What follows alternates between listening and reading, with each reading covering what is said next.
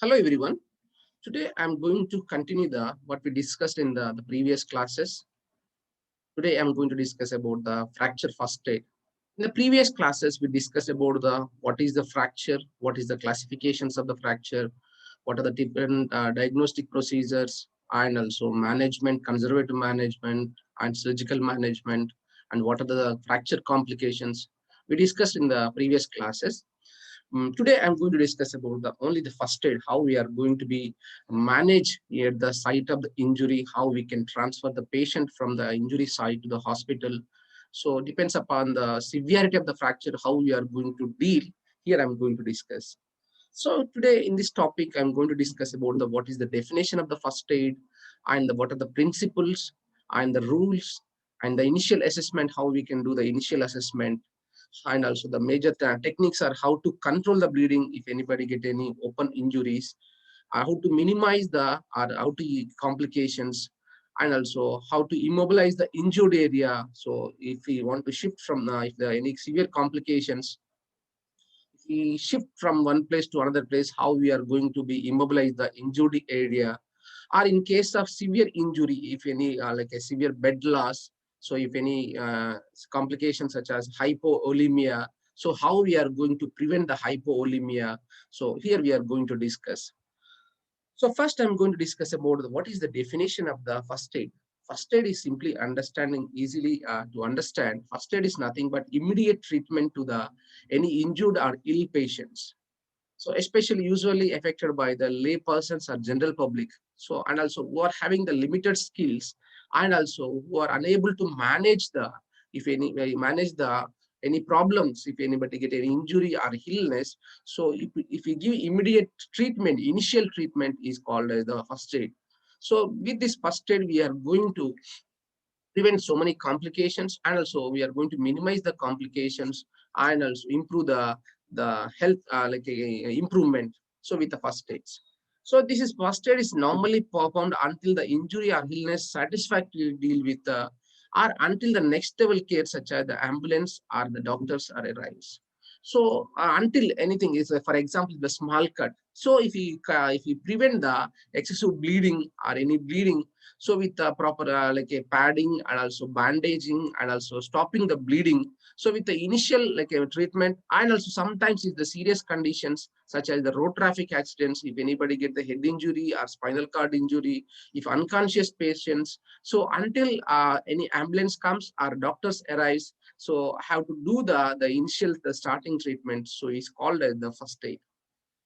So from a public health perspective, is a preventing an injury or illness always better than the needing to treat the victim. So always our as a public and also health public health perspective. So we have to give the preventive measures than the curing the treatment. For example, if anybody get the head injury, so as a healthcare professional or is there any medical professional is available, so they have to do the first aid to control the to prevent the serious complications.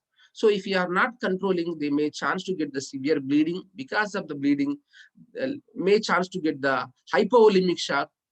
It also leads to the death also. So here we are not, sometimes we are not going to cure the problems, at least have to do the some complications to prevent the complications and severe injuries in case of the severe injuries.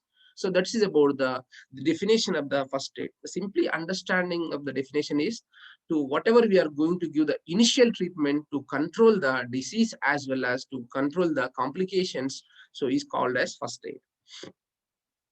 So what are the principles? So these guiding principles are going to be any like a first aids have to follow the first aid has to think about the three major principles. So that is going to be the first aid always related to prevent the further injury, preserve a life, and promote recovery. So while giving the first aid, so have to concentrate on these three things. These are three principles. Our aim should be to prevent the further injury. So that means if any get, for example, in case of spinal cord injury, so if the patient is consciousness, but the patient complaining the pain in the neck regions or in the lumbar regions, so if we shift the patient without giving support and without proper precautionary measures, So if you transfer, if you handling improperly, so may chance to get the further injury. So because of the fracture in the cervical region or lumbar regions, only fracture is there. But because of the improper handling techniques, so this fracture may chance to get the damage in the spinal cord. So the spinal cord injury will give us so many severe complications such as the paraplegia or maybe quadriplegia. So that is nothing but the paralysis of the body below the injury site. So if you manage properly, if you handling technique properly, if you stabilize the head and neck properly, and also in the body in the proper position with the strapping, so we are going to prevent the spinal cord injuries. So that is our aim during the first aid treatment. Preserve the life. So in the preserve life, so in case of if anybody had head injury or spinal cord injury or collapse anything anywhere, so if because of the any like a pelvic fracture or femur fracture, so because of this large bone fractures may chance to get the hypovolemia, that means the loss of blood. So because of the loss of blood, the prolonged time loss of blood may use the like a loss of severe complications and also loss of because of the loss of heavy blood, so may leads to the hypovolemic shock. So may chance to get the cardiogenic shock and also may chance to die. So that's the reasons our role is to prevent these serious complications. We have to preserve the life. So before arrive the doctor or ambulance, so we have to at least we have to give the support to the life. So prevent these severe like a hemorrhage, the bleed. So we can prevent the severe complications and also promote the recovery. So in case of promoting recovery, so sometimes the patient, because of the improper handling technique, or maybe if anybody having damage, so may chance to get the compress the surrounding structures such as the blood vessels and also neurovascular tissues may use the complications. So if you prevent and also if you give the positioning properly, it's going to be help to promote the recovery. So some positions are going to be is a promote the recovery. And also if you give proper positioning at the time of the injury, so these positions are going to be improving the recovery. So some positions are going to be deteriorate the conditions. So according to the problems, so if you have some awareness, knowledge about the conditions, so we can give the proper treatment procedures during at the injury site. So this is going to be improve the recovery to the patient. And it's the phases of the first aid. So these are the different phases are there, 4 phases are there. So these phases will be at the self-aid. So that means if anybody get injury, this is going to be self-aid. They can do themselves also first aid injury. And also sometimes if the person is get the severe complications or maybe severe injury, so we can work as an assistance form of a companion. So we can give the assistance during the any CPR, in case of the basic life support we are going to give. And also this first aid also we are going to give the emergency treatment. In the emergency treatment, how we can shift the patient from the injury site to the hospitals. So during the shifting from the injury site to the hospitals, so we have to give the oxygen supply who are having the like unable to breathe properly, or if any like a bleeding. So these are conditions in this emergency conditions, how to respond according to the signs and symptoms of the patients. And also is the initial surgeries. In the initial surgeries, in case of any crush injury, any burns, or anything, or in case of the in the multiple fractures, in those conditions, we have to protect the organs or whatever the injury site, whatever the exposed area in the open injury area. So these things we are going to do if we give the proper like a treatment plans or in the first aid plans, so we can give the initial surgical procedure. So these are all the phases of the first aid. So we are going to like a self-aid, assistance from the companion, emergency treatment, as well as for the initial surgery. So these are the phases of the first aid. So what are the rules and regulations while giving the first aid? So because of the first aid should is a confident and also should not be excited. So that is the foremost important thing is. First, check for the danger and also check for the responsiveness. If anybody collapse or if anybody get injury or any chest, any bone fracture or pelvic fracture or femur fractures, or if anybody get the other related like a spinal cord and a head injury, sometimes they may chance to get the loss of consciousness. So that's the reasons. So if anybody get injury, so first who are the available there, first aider, so who are going to do the first aid, first they have to check for the danger, the surrounding things they're in danger. Sometimes if you are not checking for the danger, the first aider may affect. If further anything object is there, the danger object, the first aider or who are going to be the healthcare provider is going to be affected. So that's the reasons. First, we have to check the what is the danger. So why the patient is collapsed, why the patient is got the injury. And also next one is we have to, after finding the danger, if there is no danger, then we can proceed for the treatment, the first aid treatment. If it is danger is there, so we should not go there. And as first we have to remove the danger, then only we can do our treatment plan. So to save the life. So after checking the danger, so have to check for the responsiveness. First, we have to check for the like a responsiveness the patients. So we have to call, hello, hello, how are you? Are you okay? Are you okay? So we have to tap the patients. First, we have to see the response, how he's responding. So first we have to call. So if he's not with a loud voice, if he's not respond, then we can tap the persons, and also we have to check for the response, because we have to know what is the causative factor for the injury. So sometimes we cannot find the causative factor. Is it because of the any road traffic accident, or because of the sudden twist, or any fall down, or because of the any intersystemic diseases? So we have to know what is the causative factor for the illness. So after that, we have to determine the victim is conscious or not. So that's we have to, if no responsiveness, so then we have to check for the consciousness. Is the consciousness or semi-conscious or maybe coma? So we can use some scales. We can use the Glasgow coma scales, or any for the responsiveness. We have to call, or we have to give the pain response. So we have to check the how is the conscious is the how is the is conscious level. The patient is a conscious, and also ask him what happened and also what is the wrong now. So if the patient is oriented, if the patient is communicated, so we have to ask the what is the causative factor for the problem. So what is the what happened to them, and also what is the wrong thing now. So if the victim is unconsciousness, proceed to check the airway and breathing and circulations, ABC. So this is a very very important. So if the patient is unconsciousness, so we have to check for the airway. So how is the breathing pattern? So that means the is the normal breathing pattern or abnormal breathing pattern. If we know that what is the normal and also what is the abnormal breathing pattern, so normal breathing pattern at least minimum 12 to 20 breaths per minute. And also if the any like a fast breathing or maybe slow breathing, so we have to observe the breathings. So that is the uh, if any abnormality, we have to found out. If there is no proper breathing, so we have to give the like manual breathing through the mouth to mouth and also mouth to nose. So different techniques we have to give. And also if any availability is there to provide the like airway, we can give the oxygen mask and also ambu bags. So these things are going to be helpful to improve the airway and also breathing. And also in case of the if the oxygen is not sufficient, so we have to provide the like a manual breathing, or if any oxygen cylinders are available, so we can give. And also in case of like a circulations, if any circulation loss, so that means any bleeding, heavy bleeding. So first we have to check the how is the pulse, if the pulse is there or not. So we have, according to the signs and symptoms, we have to respond as soon as possible.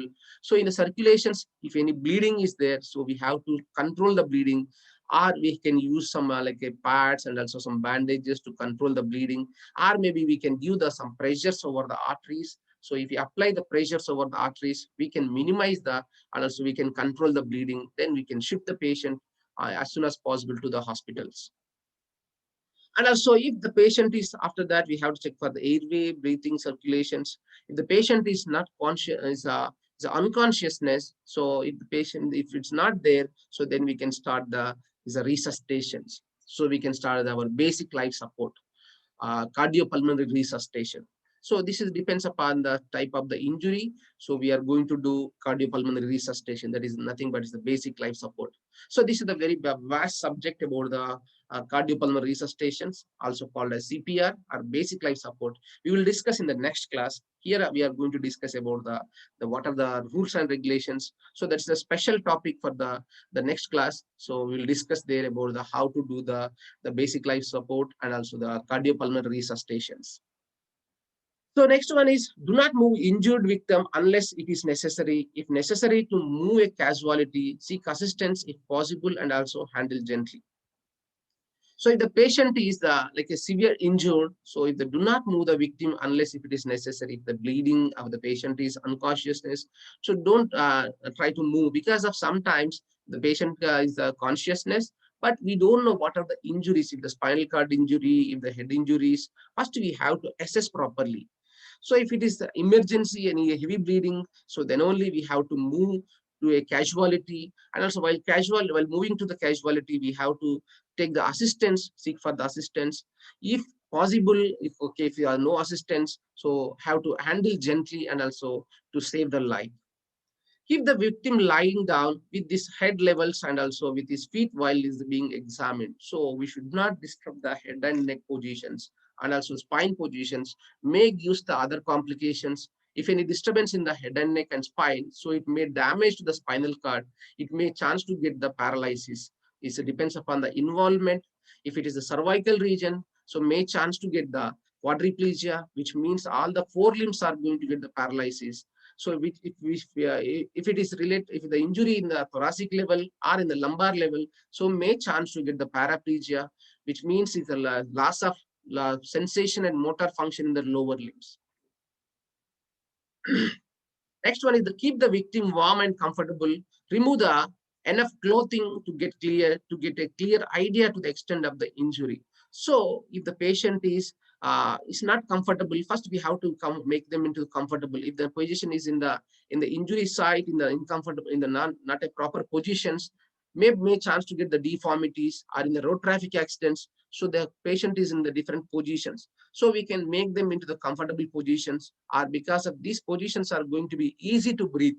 So if any abnormal positions, sometimes it may restrict the breathing. So that's why we have to provide the comfortable breathing, the comfortable positions.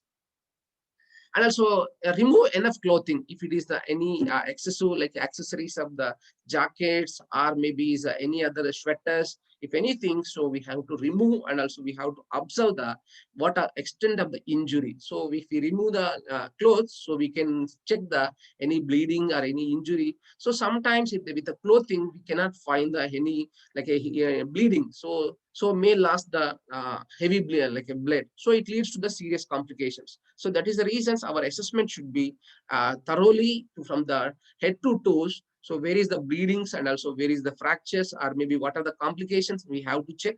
So according to the symptoms, so we have to respond to the patient, and also examine the victim gently. Treat the most urgent injuries first, then treat the most is urgent injuries, then treat the other injuries later. So first we have to check, is it the heavy bleeding, or maybe is the because of the any like a spinal fractures, or because of the head injury. First we have to treat the initial what are the serious complications.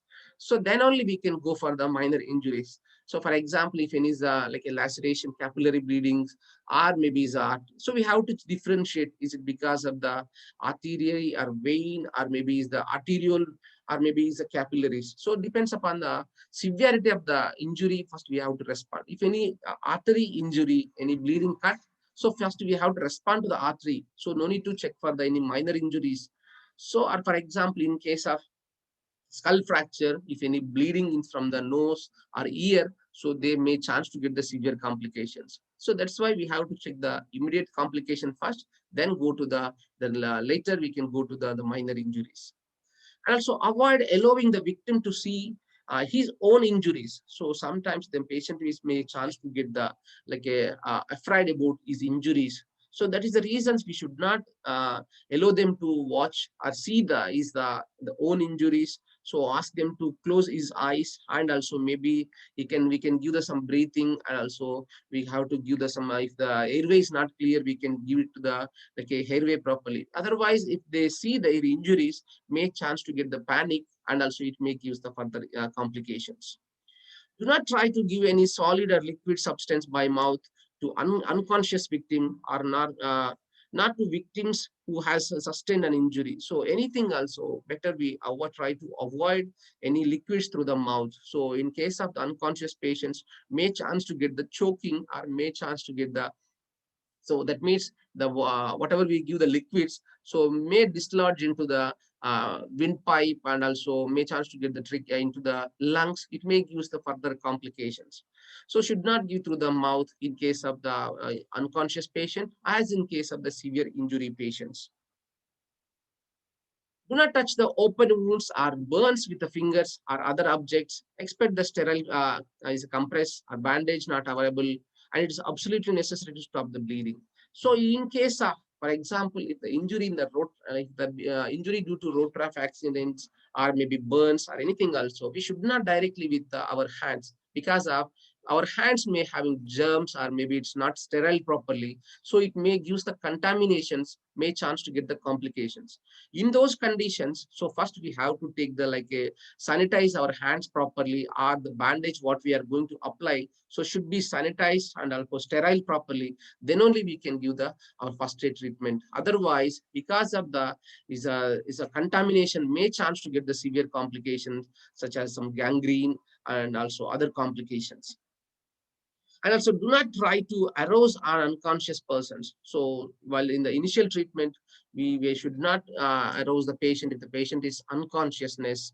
And also seek medical attention immediately. So if the person no one is available, so try to call or try to shout if anybody available for the help. So for example, sometimes we cannot manage is alone, so we have to give the breathing as well as we have to give the resuscitations, and sometimes we have to control the bleeding.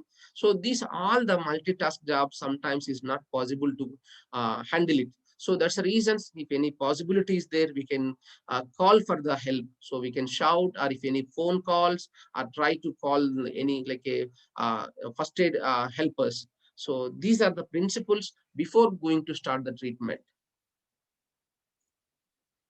And also we have to do the some survey, so how they are going to get the situations, how to handle the like conditions. So when confronted with an accident or illness on duty, it is important to assess the situation to determine what kind of emergency situations are dealing with for the provider safety and victim safety, so and also others. So for example, if any dangerous, if anybody fall from the height, or if any collapsed building or some things, so sometimes, so we cannot predict what are the other problems may chance to get at the injury side. So sometimes if we not check for the danger, so within the few minutes or sometimes, so the maybe the building may collapse, maybe it affects to the that means the first aid always, as well as others also may affect. So that is the reasons we have to survey, so what is the danger is there, so what are the complications may chance to get. So we have to think about the victim safety as well as the first aider safety along with the surrounding people. So we have to check for the safety. Otherwise, if you not assess properly, if you not survey properly, so may chance to give the complications, or may chance to get the other injuries, or also other problems may arise. So do a quick survey of the sense that include the looking for the three elements. Any hazards that could be is dangerous to provider or victim or bystanders. So we have to check for the any dangerous, any for example any chemical, any objects are may chance to fall down, or maybe any like a uh, uh, any something we are related to the dangerous. So we have to think about the, or any like a animals or any like a insects bite, for example snakes are available. So we have to check for the dangers. So or maybe any like a in collapsed building area. So if it is not collapsed only and fully, so sometimes the remaining half may collapse to the after some time. So these problems may use the complication to the victim as well as the first aider and the surrounding people also bystanders. And also we have to check for the cause of the illness. So what is the cause to factor? Is it because of the is like a systemic involvement, or because of the external risk factors, or maybe because of the any like any while playing sports activities, any internal cause to factors. We have to think about the external as well as the internal. I have to think about the cause to factors. And also number of the victims. So and also sometimes we are going to see the some only, for example if anybody met with a bus accident or train accident, sometimes we can miss so many peoples. So that is the reasons, so we have to check how many victims are there, so how much we are going to give the support. So that time we have to check for the number of the victims. So if the survey should only takes a few seconds. So this is, if you do these things, so we are going to follow. That means we are going to help to the victims. So that means we can prevent the so many complications. If it is not the, we are not checking for the this survey, so sometimes the victims are more. So sometimes we miss the people who need the emergency. So that's why we have to check for the number of the victims at the injury site.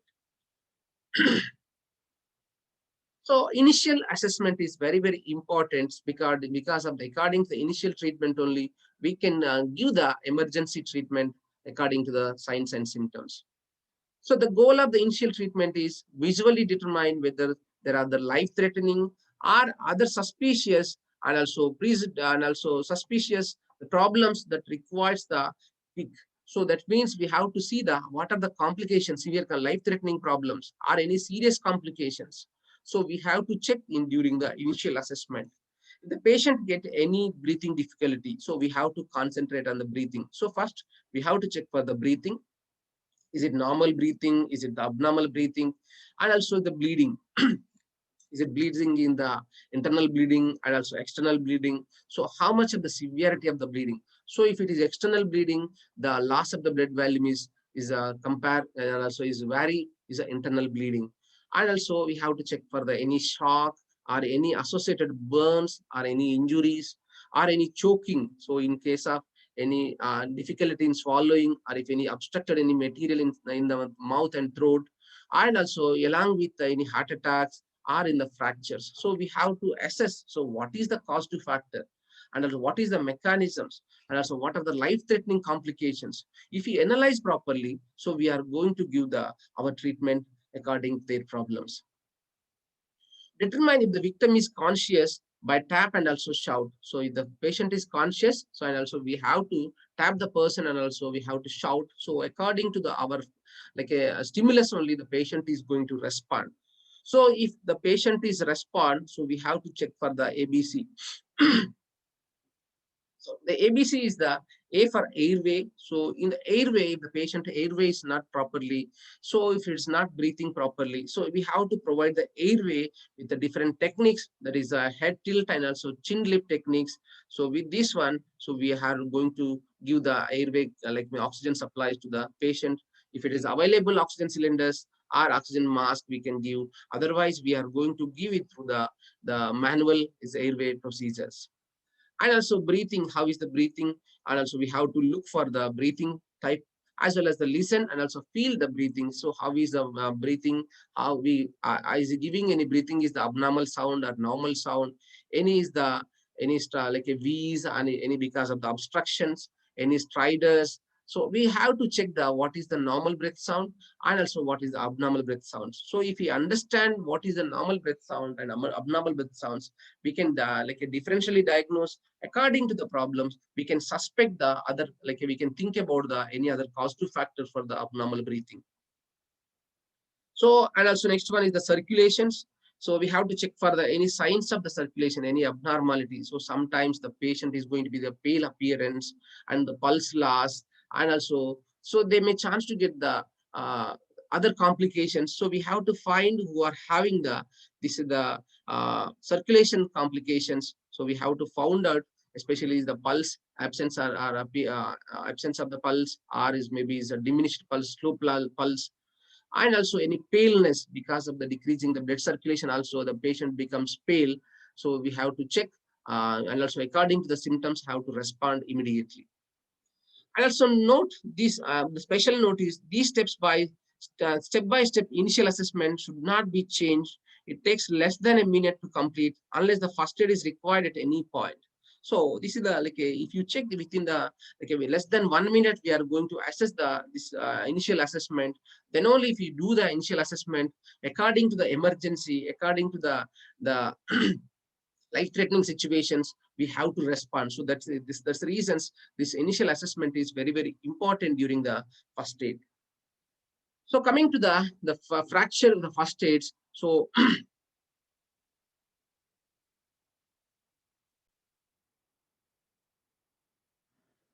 according to the previous classes, and also we discussed about the what are the different types of the fractures we already discussed.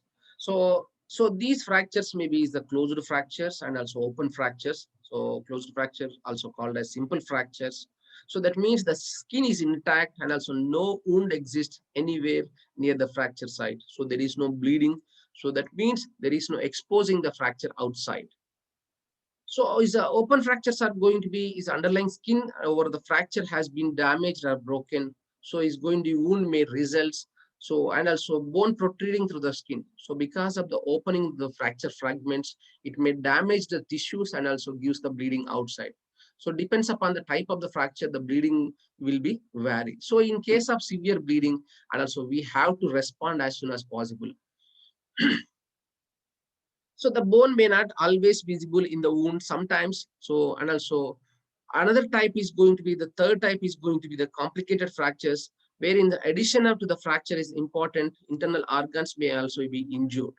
A complicated fracture may be simple or compound. Sometimes because of these fractures also, the surrounding organs or the surrounding vital organs may chance to get the damage. So that is the reason so we have to respond as soon as possible. So these are the three types of the injuries commonly seen who are having the fractures. So here the management will be different according to the type of the fractures. And also the method of the first aid to implement for a person with a suspected fracture. So first we have to examine the injured area for the swelling and any deformities or any lacerations or punctured wound. So because of the injury, first the foremost important thing is is the swelling and also deformities. The swelling because of the breakdown of the tissues or maybe is the continuity in the tissues is going to be disturbed. So deformities may chance to get the fracture fragments are going to be displaced. So or maybe in case of the severe like a violence, so maybe it's because of the force, so the fracture fragments are going to be altered the positions, so it may chance to get the deformities. And also lacerations may be because of the tissue injury may gives the lacerations and also punctured wound. Gently feel along the length of the bone for the tenderness, swelling and also deformity. So we have to check, so is there any swelling is there, any swelling or any tenderness or any in the deformities, we have to palpate. The patient is cooperate. So if sometimes we cannot find the open, we cannot find any injury, but the patient is going to suffer a lot in case of the closed injuries. But the closed injuries also sometimes is going to be severe, but it's not exposed outside. So that is in those conditions, we have to assess thoroughly, check for the tenderness and swelling and also any deformities. And also check the injured extremity for the pulse. A pulse less in the arms or legs indicating the emergency requiring immediate surgical care. So in case of any pulse less or any abnormal pulse, so it may indicate any damage to the arteries, the major arteries. So in those conditions, the surgical procedures are immediately required. So have to shift the patient as soon as possible to the casualty for the emergency treatment. If this case is, if we, this is the case, seek emergency medical help immediately. So in case of the pulseless and also swelling and also bleed, so these complications immediately we have to seek for the emergency and also seek for the assistance.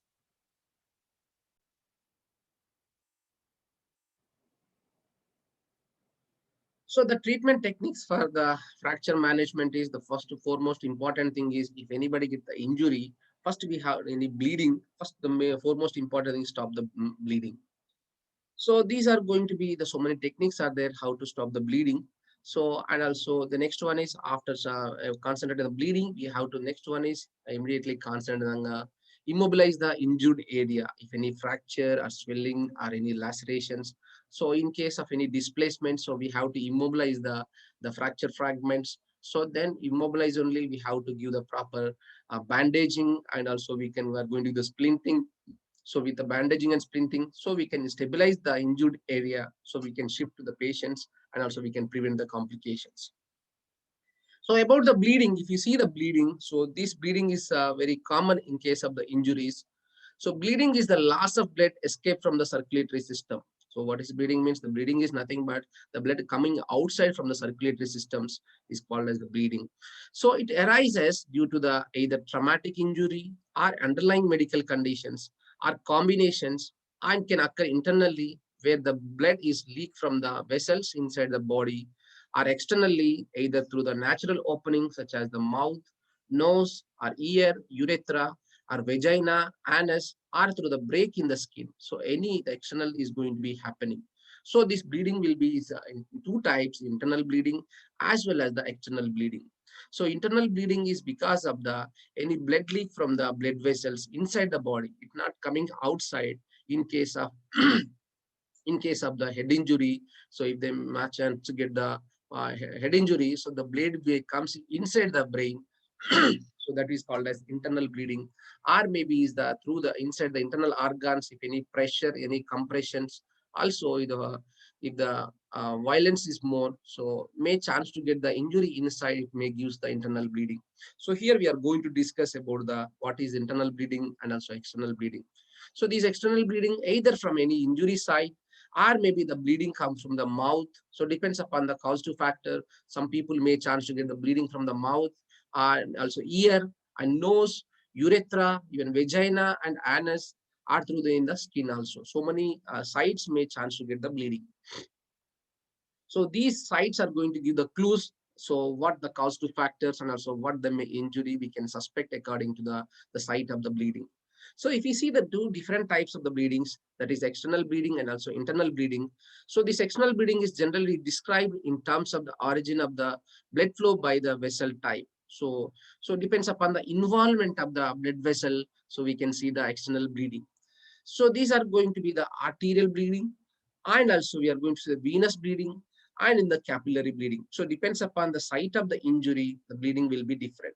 So in case of the artery bleeding is going to be severe, and also is going to be the pulsating flow, and also is a bright red in case of the arteries.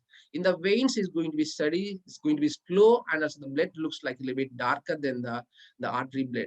In the capillaries are going to be very small in case of any lacerations or any mild injuries, any scratch or any cut may chance to get the capillary injuries. So these are the different types of the external injuries.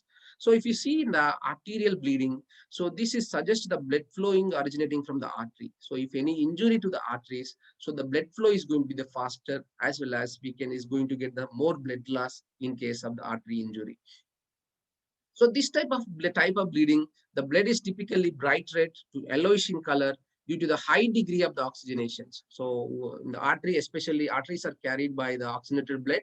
So if any injury, so oxygenated blood is going to be come outside. So it looks like is a bright red. The blood typically exists in the wound in the spruts, and rather than in a steady flow. So he's going to get the very fast flow than the very slow compared to the the venous blood flow. The amount of the loss can be is copious and also occurs very rapidly. So is the amount also a bit larger than the any small like minor injuries or maybe the vein injuries. So if you coming to see the in the venous blood, so this is going to be the damage in the vein. So it is looks like is the blackish color, and also because of this blackish is due to because of the less oxygen in the vein circulations. And also the caution is still indicated while the blood loss may be is arterial, or it can be is quite substantial and can occur with a surprising speed without the interventions. Is it the artery or vein depends upon the volume of the blood, so it may give the complications. So that is the reasons we have to respond according to the type of the bleeding. And also capillary bleeding is only occurs in the superficial wounds or maybe in the abrasions or lacerations. So the color of the blood may be varies sometimes the distal portion of the circulation with oxygenated and also unoxygenated blood mixing. Sometimes it's going to be the bright red or maybe dark color, and also will generally ooze in the small amount and also opposed to flowing or also spotting. So it's going to give the less amount of the blood may comes, but in these conditions, we have to respond, but it's not is a panic condition, it's not an emergency situations. We can control the bleeding with any padding and also any bandaging. So these are the type of the external bleeding. So coming to the internal bleeding. So if you see the internal bleeding, so is going to be the most serious consequence of the trauma. So that's if any because of the after the physical trauma, so may chance to get this internal bleeding. So these are going to be two types of the internal bleedings, such as the blunt trauma and also penetrating trauma. So this blunt trauma is a kind of trauma happen when the body part is a collide with something else, usually at high speed. So the blood vessels inside the body are turned and crushed either by shear forces or blunt object. So these are especially any car accidents or any physical assaults or any most falls. So something, any hit objects, if anybody hit with like a moving objects, or if any weight fall on the any like a physical assaults, or especially the false conditions, may chance to get the blunt trauma. So another type is the penetrating trauma. This happens when the foreign object penetrate the body. So it's especially the tearing the hole or one in the more blood vessels. So especially the any gunshot injuries or any stabbing, any falling into the sharp object. So for example, any knife like is entering into the body, or any gunshot, or maybe if any if you the person fall on any sharp object, or maybe glass, or maybe iron rod. So these things are going to be entering into the body, penetrating into the body. It may use the internal bleeding. So almost any organ or blood vessels can damage by trauma cause the internal bleeding. So the most serious source of the internal bleeding are due to traumas are, so especially in case of intracranial hemorrhage. If any bleeding inside the brain, so is called as the intracranial hemorrhage. So in bleeding in the lungs, we called as hemothorax. Bleeding around the heart is going to be called as the hemopericardium, or also called as cardiac tamponade. So these are the most common types of the internal injuries we can commonly observe in case of any serious injuries. The tear in the blood vessels near the center of the body, such as the aorta and superior vena cava and inferior vena cava and major branches, may chance to get damage caused by the trauma to the abdomen, such as liver, spleen, lacerations, or perforations of the other soft tissue organs, also may chance to get. So because depends upon the mechanism of the injury, depends upon the force involvement, the damage will be different according to the pressure side. So it may chance to get the liver injury or spleen injury, or maybe surrounding the tissue also may chance to get the damage. So because these are the, if you understand, is it the external bleeding or internal bleeding, so we have to respond according to the cost factor as soon as possible to save the life. So that is the aim of the first aider. If you see the symptoms, so according to symptoms, we can understand the what type of injury. So if you see the bleeding symptoms are the bleeding, the blood coming from the open wound and also bruising. So we can see the blood come outside from the injury side, and also may chance to get the bruising. So that means the blood comes and also with the clotting, and also the surrounding area is going to get the darkish color. So these are the symptoms commonly found who are having the bleeding. And also if the injury has internal bleeding, and also is it's mentioned the symptoms are is different symptoms we are going to identify. So these are going to be, they may chance to get the abdominal pain and swelling, and also chest pain, and these are going to be, we can come in the who are having the internal bleeding. So in case of the external bleeding, so in the natural opening, the blood in the stools. So sometimes in the external bleeding, because of the injury, so they may chance to get the blood comes in the stools, that is the fecal material. So it's going to the black or maroon or bright color. So that it depends upon the type of the injury and also severity of the injury. The color also may alter. So, and also the blood in the urine. So especially in the red or pink or tea color. So in case of any bladder injury, any bladder compressions, or maybe any kidney injury, so may chance to get the blood in the urines. And also blood in the vomit. So it's also going to be different colors. So, or maybe because of the compression of the fracture of the, like a rib fracture, it may pierce into the lungs, may chance to get the vomitings, or if any like a chest wall, like a fractures, so it may chance to get the vomiting. And also vaginal bleedings. So in case of heavier than the usual after the menopause, even though after the menopause also, so they are going to get the bleeding. So this depends upon the fracture of the pelvic organs, or maybe is the uterus injury, or these are going to are bladder injuries, or may chance to get the vaginal bleeding. Any of these signs of the internal bleeding after the trauma should be treated as the medical emergency. The injury person need to be evaluated in the hospital emergency room. So if you find any symptoms related to these symptoms, or if any bleeding through the external because of the internal injury, any stools in the blood in the stools and urine, or in the vaginal, So it has to, as soon as possible, have to shift the patient to the hospitals in the emergency room, have to check the clear an assessment and start the treatment according to the symptoms. So the treatments are going to be, in case of minor cuts and also scraps, usually stop bleeding is after some time. So, but in case of if the bleeding is continuous, so we have to raise the limb and also part and also apply pressure at the pressure points. So if for example, the person is lying down. So if the bleeding occurs, so we have to, if the upper limbs, so we have to raise the limb up. So because of the against gravity, the blood flow is going to get the like a less circulations, so we can control the bleeding. So that is the major techniques to control the bleeding. So we have to give the pressure application at the pressure points, especially for the brachial regions at the top of the elbow. We can control the brachial artery. For the femoral, we have to apply the pressure over the upper thigh regions. So we have to give the different sites. We are going to give the pressure points. So these are the pressure points in case of the temporal artery and also facial artery. In the facial, we have to give the up here the pressure over the facial artery and also carotid artery in the neck regions and subclavian artery the below the clavicle regions and brachial artery at the above the elbow regions and also next in the radial artery at the we have to check for the above the wrist joint. So and femoral above the knee and also mid thigh we have to apply the pressures. So these are the pressure points will help to control the stop the bleeding. So we have to know so which artery is there. So according to surface anatomy, if you apply the pressure over the artery region, so we can prevent and also we can minimize the complications.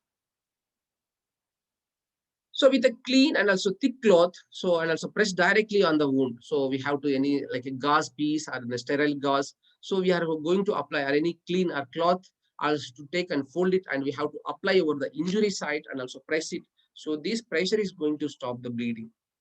So keep pressuring until the bleeding stop. So this may take 20 minutes or sometimes the hour or more. So depends upon the size of the artery and depends upon the fractures area or injury site area. So the bleeding maybe is the minutes to hours, maybe is the more than hours also may chance to get.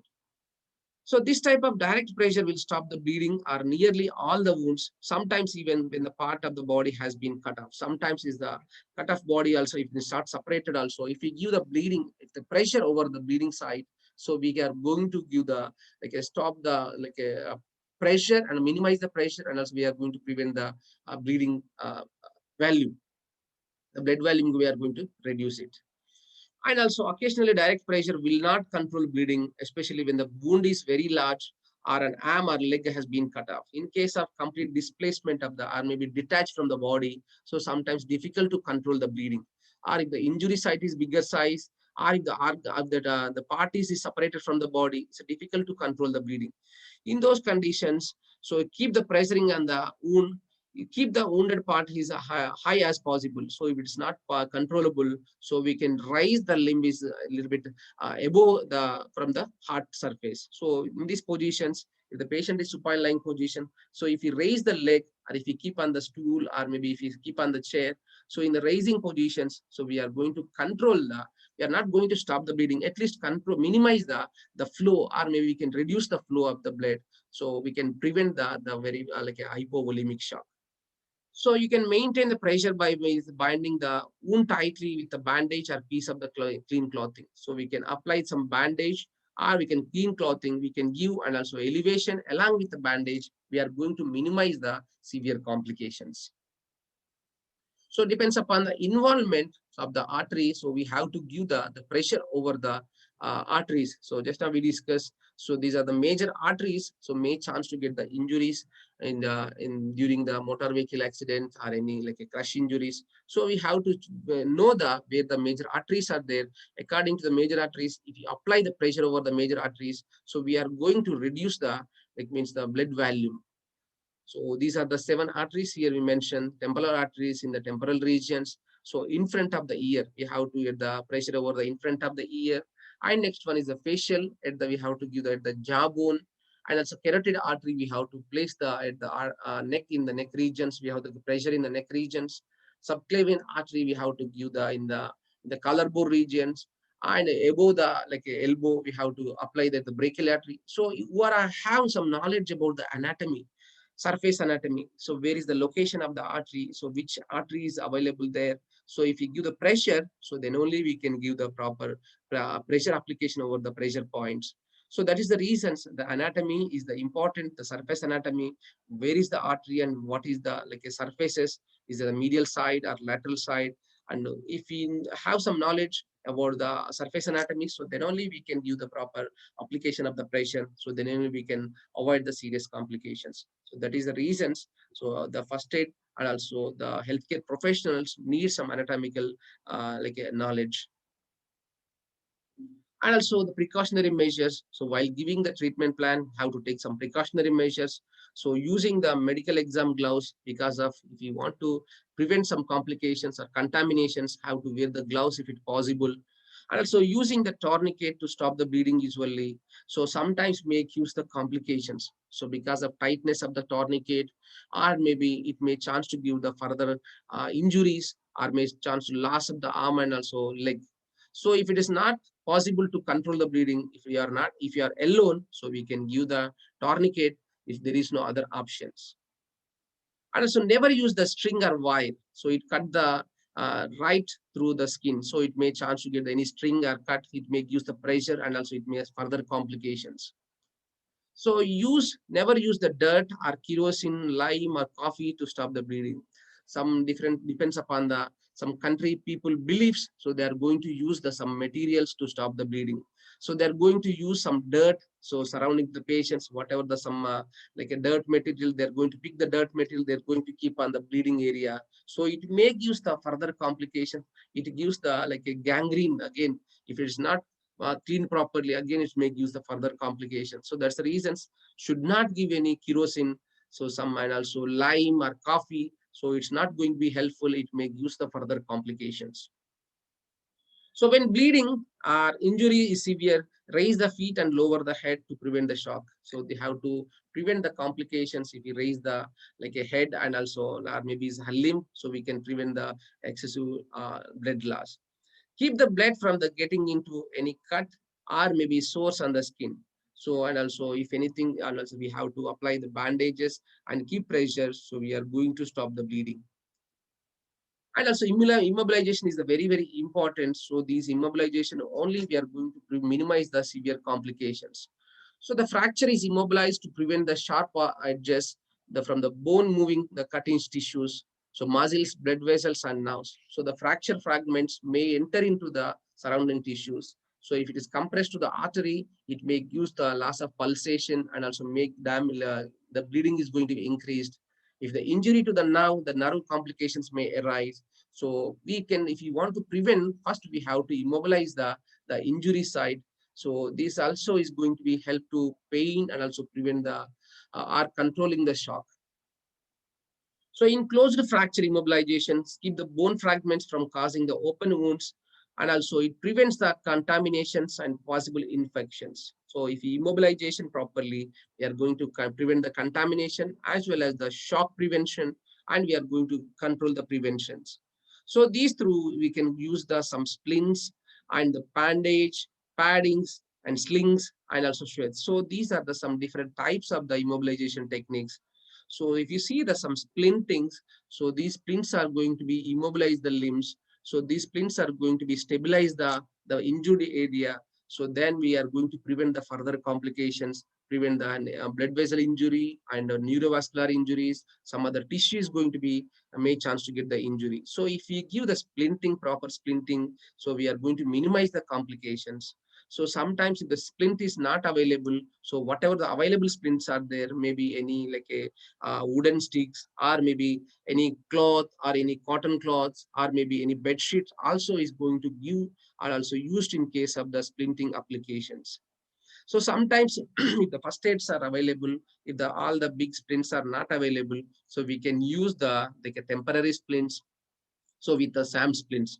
So these SAM splints are like a roll splints. So we are going to make it like a splint with different layers of the splints. So we can stabilize and also immobilize the limbs to prevent the further complications. So here we are going to use the some bandages. So to manage the like minimize the complications. So in the different depends upon the involvement of the site. We have to give the splintings. So according to the size and also shape of the injured area.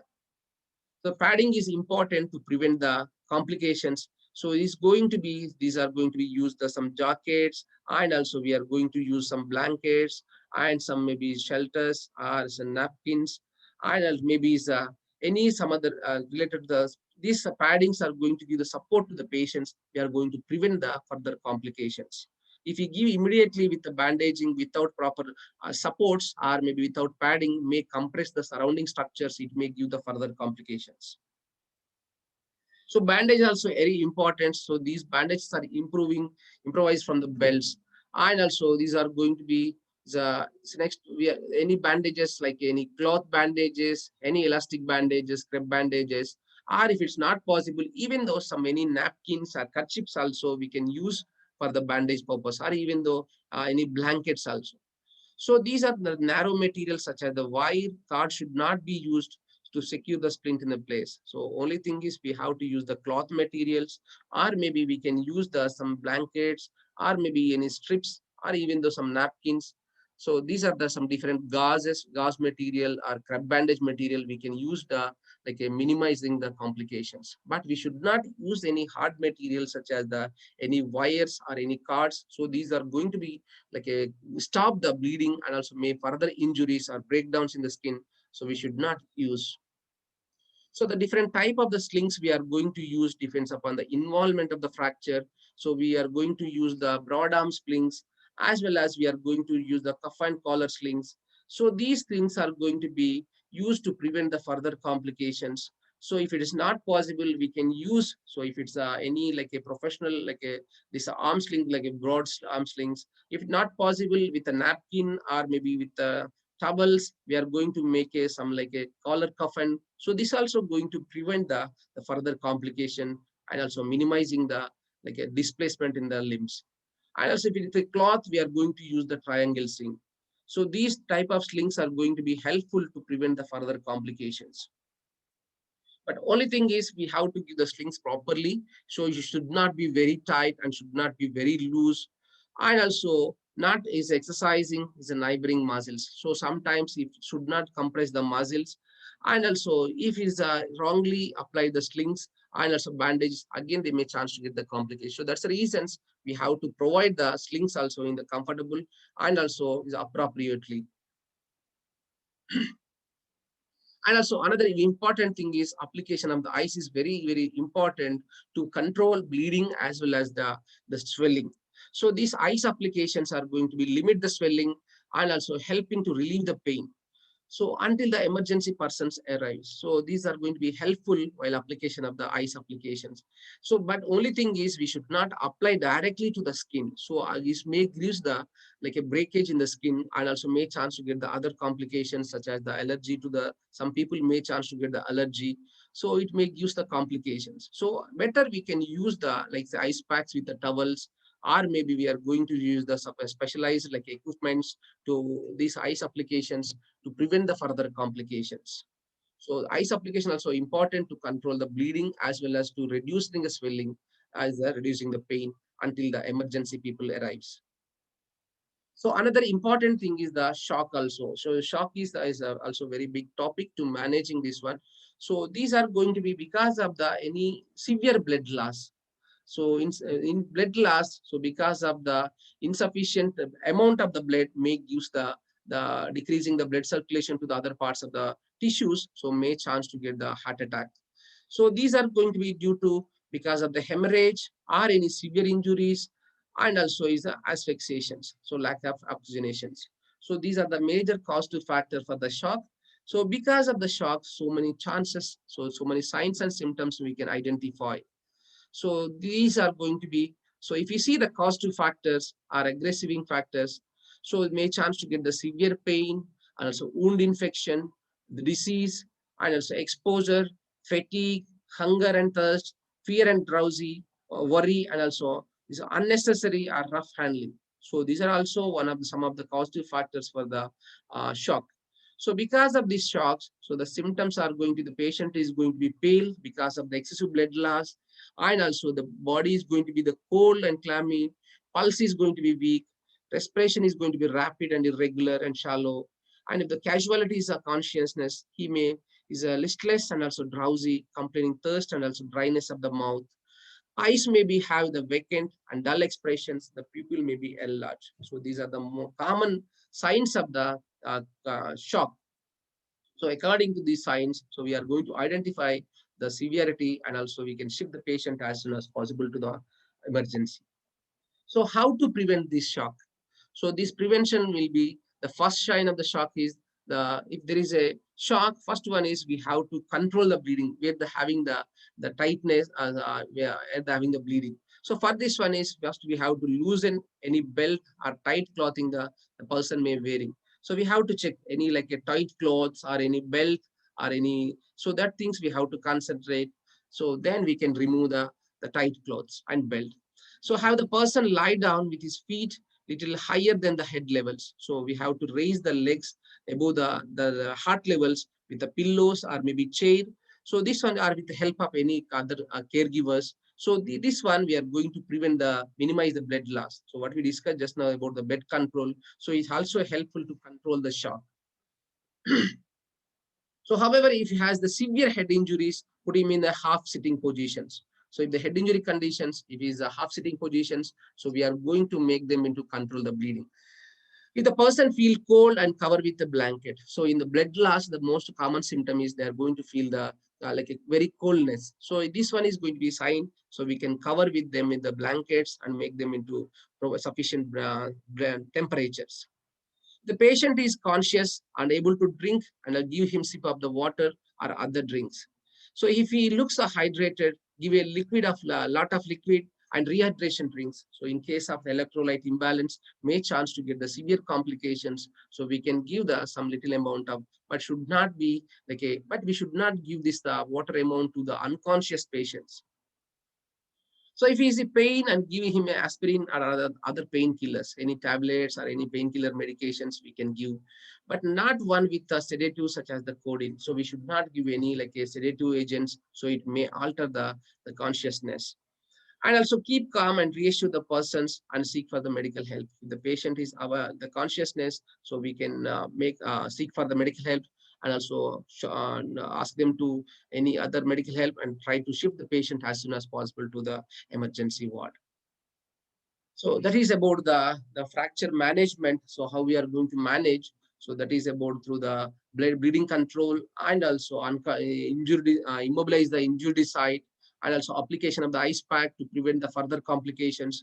And also we are going to prevent the shock. So these are the procedures to manage the fracture. And also this is depends upon the involvement of the fracture. In case of the head injury, the management will be different. So, and also if the spinal cord injury, the treatment will be different, or maybe is the large limbs, or maybe is the fracture of the femur, or maybe for pelvic fractures. So the treatment will be different according to the site of the injury. But these are the basic things: bleeding control, and also the immobilizing part, and also ice application, and also shock. These are the important to all the fractures. Maybe depends upon the site. Shoulder fractures, the placement and the positioning is different. The padding will be different. So in the detailed manner, in the further classes, you are going to learn in the shoulder fracture is the management, the positioning is different, the padding will be different, or maybe spinal cord. So we are going detailed manner in the next classes. Hope you understand about the basic, the fracture management, fracture the first aid management. If you have any doubt, you can ask me through the message, and also I can clarify your doubts. Hope you understand. See you in the next class. Thank you very much.